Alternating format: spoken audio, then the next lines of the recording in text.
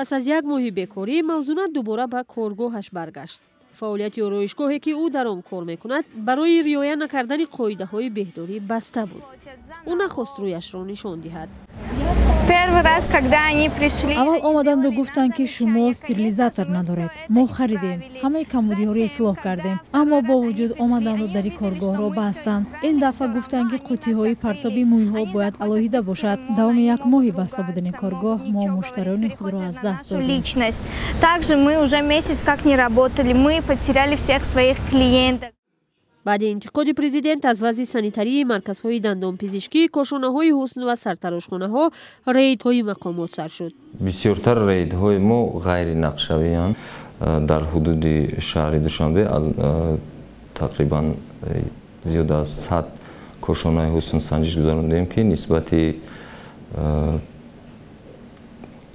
38 نفر آنها طبق قرار بازداشت گردیدند و نسبت 3 نفر راهبران کاشانه حسن جریمه تطبیق گردید.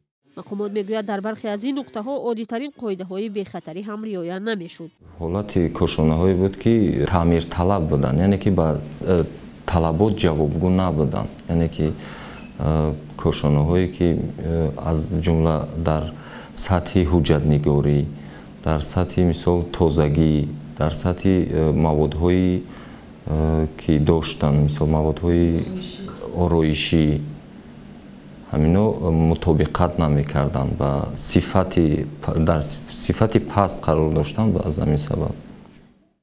سال گذشته 100 کارمند کاشانه حسن و سرتراشخانه‌ها به جوابگری مأموری کشیده شدند.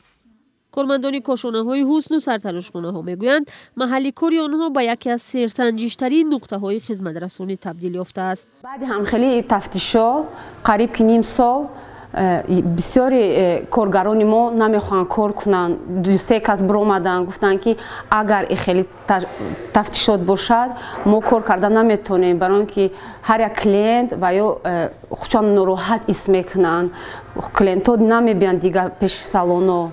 برای کارم، برای هر یک سالن برای خود کار میکند. در تاجیکستان حدود 400 سرتراشخانه و بیش از 300 کاشانه حسن فعالیت دارد. این مؤسسه ها از مکان‌های سرمشتری به حساب می روند و در دوام روز از خدمات هر یکی از آنها 10 نفر استفاده می کند. ما باید معاین میکردیم که عین زمان کاشانه های حسن که در شهر دوشنبه یعنی وجود دارند، فعالیت دارند، در کدام سطح به مردم خدمت رسانیده ایستادند.